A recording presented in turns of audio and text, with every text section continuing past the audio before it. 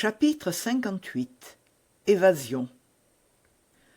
Comme l'avait pensé lord de Winter, la blessure de Milady n'était pas dangereuse.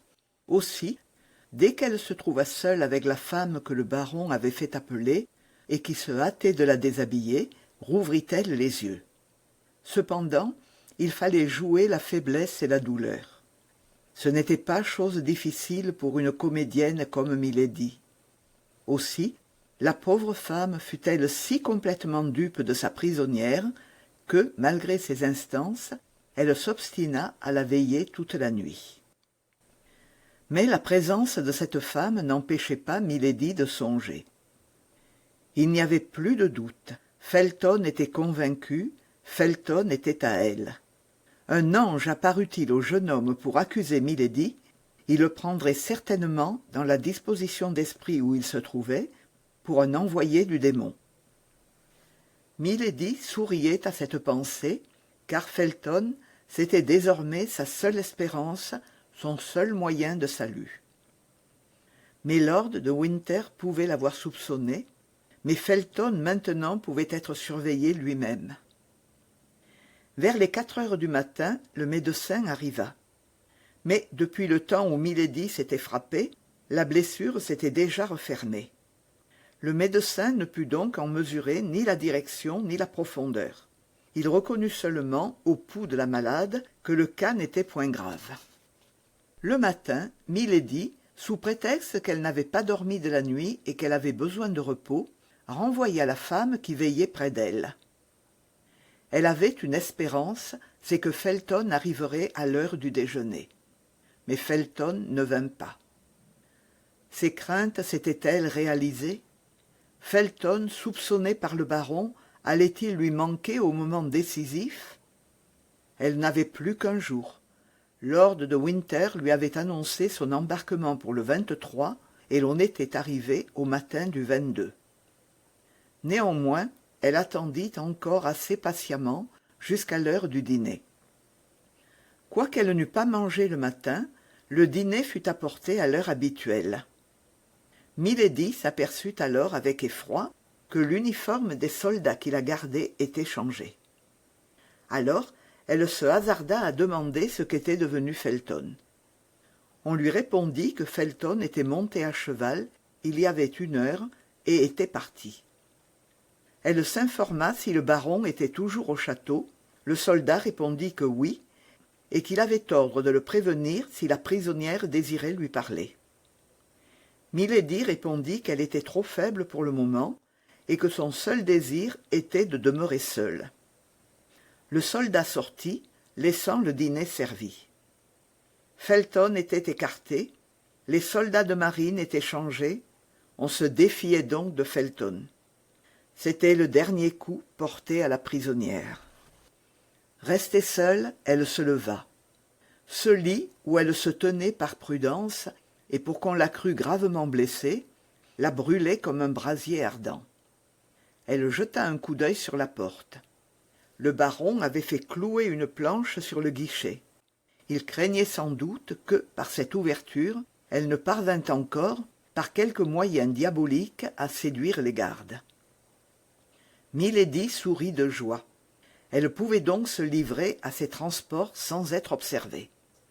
Elle parcourait la chambre avec l'exaltation d'une folle furieuse ou d'une tigresse enfermée dans une cage de fer. Certes, si le couteau lui fût resté, elle eût songé non plus à se tuer elle-même, mais cette fois à tuer le baron. À 6 heures, lord de Winter entra. Il était armé jusqu'aux dents. Cet homme, dans lequel jusque-là Milady n'avait vu qu'un gentleman assez niais, était devenu un admirable geôlier. Il semblait tout prévoir, tout deviner, tout prévenir. Un seul regard jeté sur Milady lui apprit ce qui se passait dans son âme. « Soit, dit-il, mais vous ne me tuerez point encore aujourd'hui. Vous n'avez plus d'armes, et d'ailleurs je suis sur mes gardes. Vous aviez commencé à pervertir mon pauvre Felton. Il subissait déjà votre infernale influence, mais je veux le sauver, il ne vous verra plus, tout est fini. rassemblez vos hardes, demain vous partirez. J'avais fixé l'embarquement au 24, mais j'ai pensé que plus la chose serait rapprochée, plus elle serait sûre. Demain à midi, j'aurai l'ordre de votre exil, signé Buckingham. Si vous dites un seul mot à qui que ce soit, avant d'être sur le navire, mon sergent vous fera sauter la cervelle. Et il en a l'ordre. Si, sur le navire, vous dites un mot à qui que ce soit, avant que le capitaine vous le permette, le capitaine vous fait jeter à la mer, c'est convenu. Au revoir. Voilà ce que, pour aujourd'hui, j'avais à vous dire. Demain, je vous reverrai pour vous faire mes adieux. Sur ces paroles, le baron sortit. Milady avait écouté toute cette menaçante tirade, le sourire du dédain sur les lèvres, mais la rage dans le cœur. On servit le souper.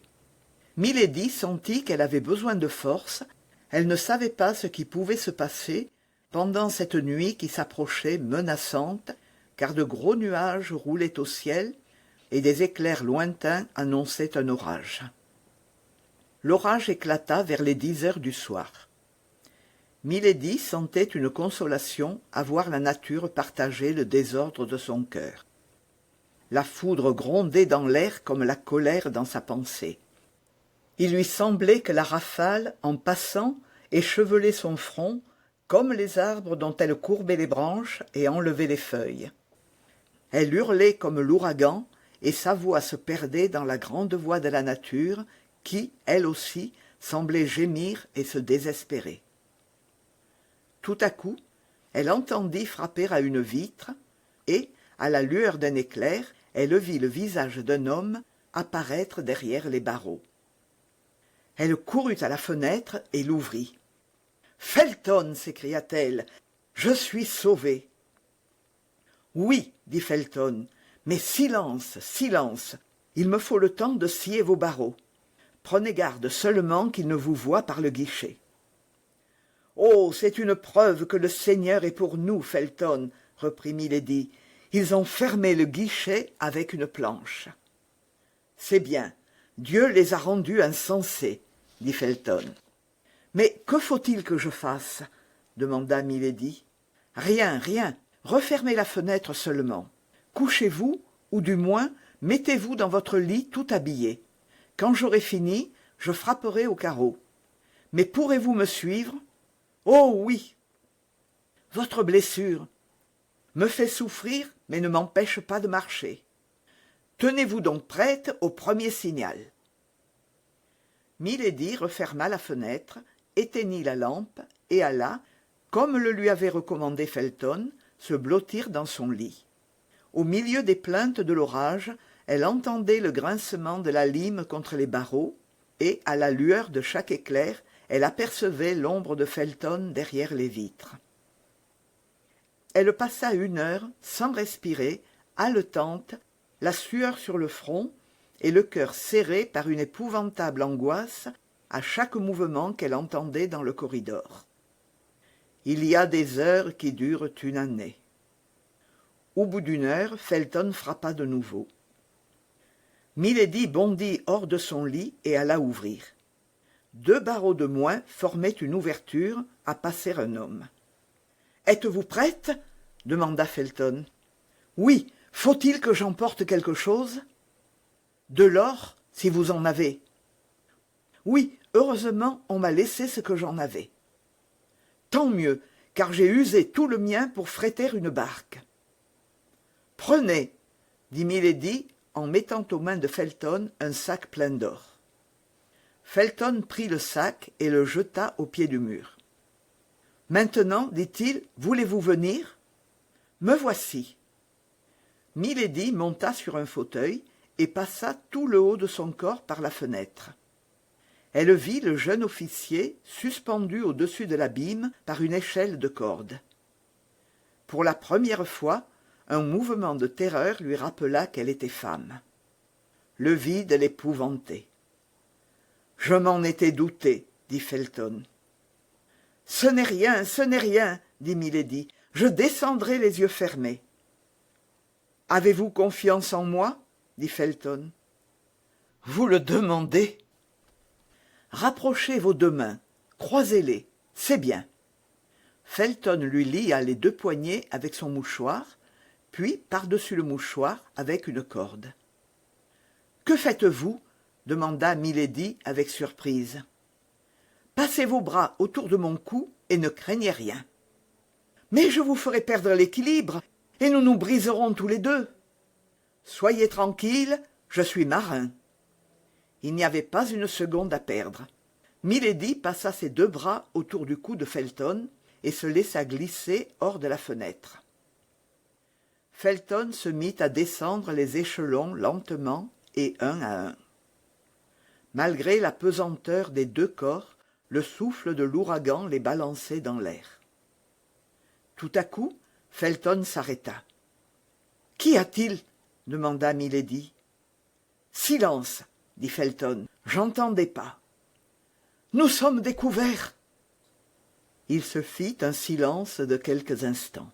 « Non, dit Felton, ce n'est rien. »« Mais enfin, quel est ce bruit ?»« Celui de la patrouille qui va passer sur le chemin de ronde. »« Où est le chemin de ronde ?»« Juste au-dessous de nous. »« Elle va nous découvrir ?»« Non, s'il ne fait pas d'éclair. »« Elle heurtera le bas de l'échelle. » Heureusement, elle est trop courte de 6 pieds. « Les voilà, mon Dieu ! Silence !» Tous 2 restèrent suspendus, immobiles et sans souffle, à 20 pieds du sol. Pendant ce temps, les soldats passaient au-dessous, riant et causant. Il y eut pour les fugitifs un moment terrible. La patrouille passa. On entendit le bruit des pas qui s'éloignaient et le murmure des voix qui allaient s'affaiblissant. « Maintenant, dit Felton, nous sommes sauvés. » Milady poussa un soupir et s'évanouit.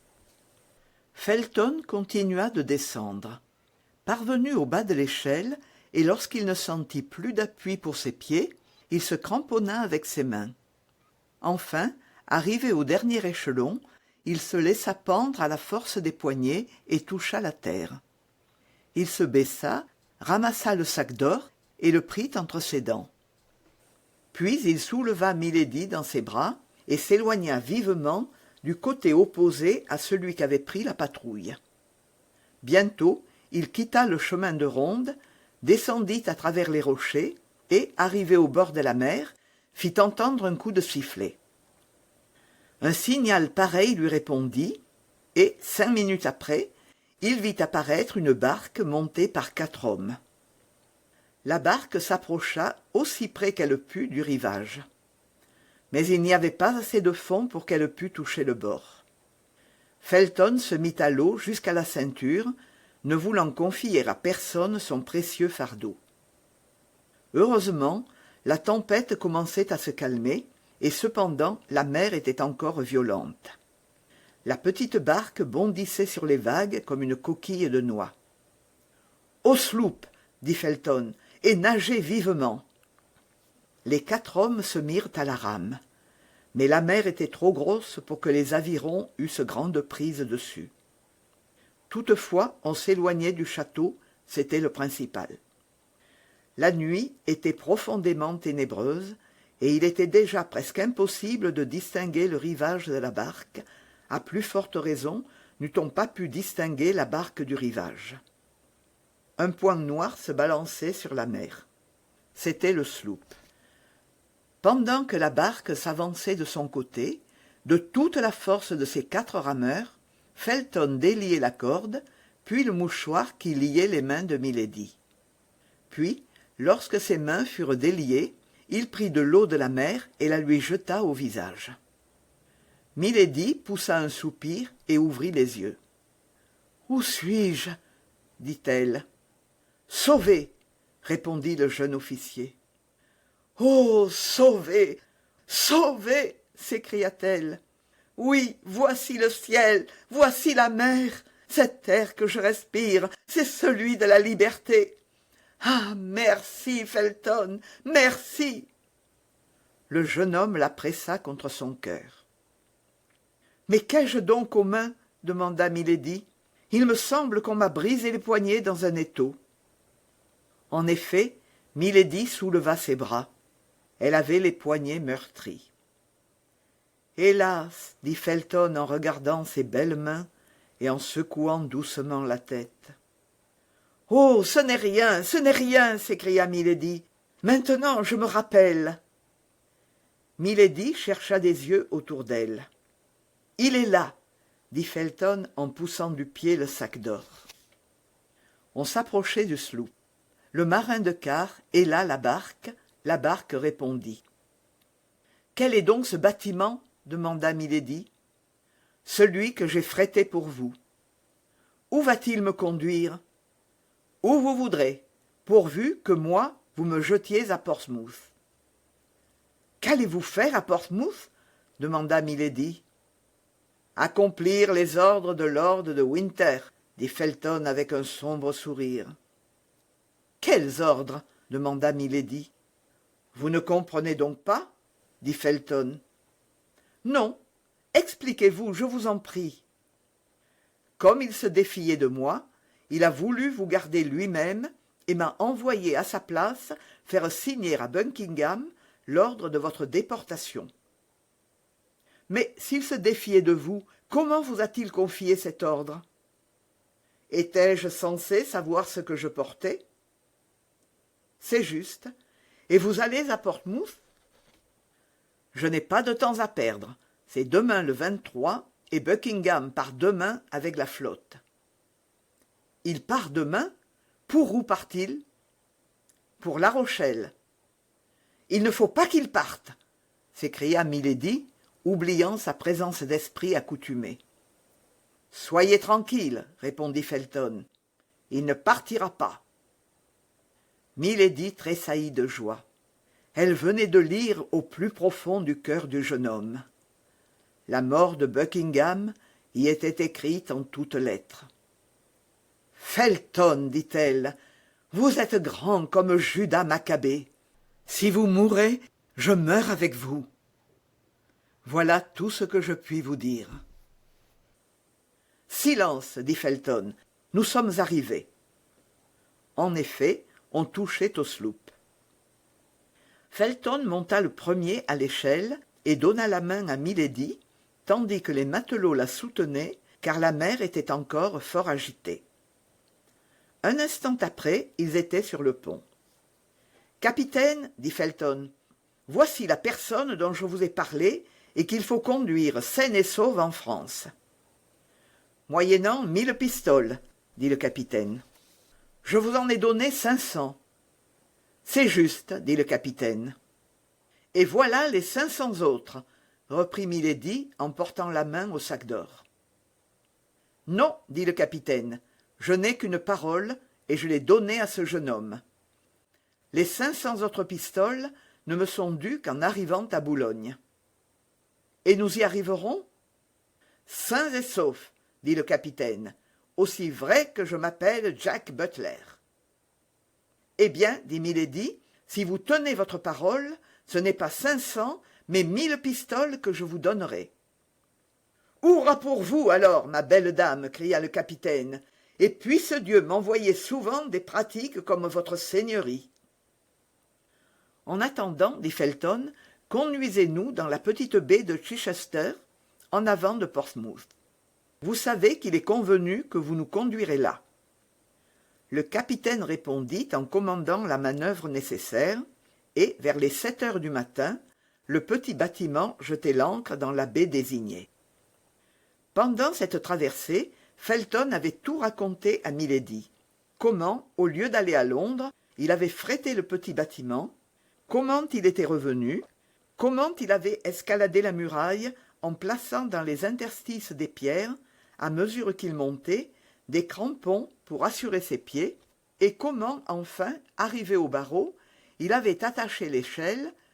Milady savait le reste. De son côté, Milady essaya d'encourager Felton dans son projet, mais aux premiers mots qui sortirent de sa bouche, elle vit bien que le jeune fanatique avait plutôt besoin d'être modéré que d'être affermi. Il fut convenu que Milady attendrait Felton jusqu'à 10 heures. Si à 10 heures il n'était pas de retour, elle partirait. Alors, en supposant qu'il fût libre, il la rejoindrait en France, au couvent des Carmélites de Béthune.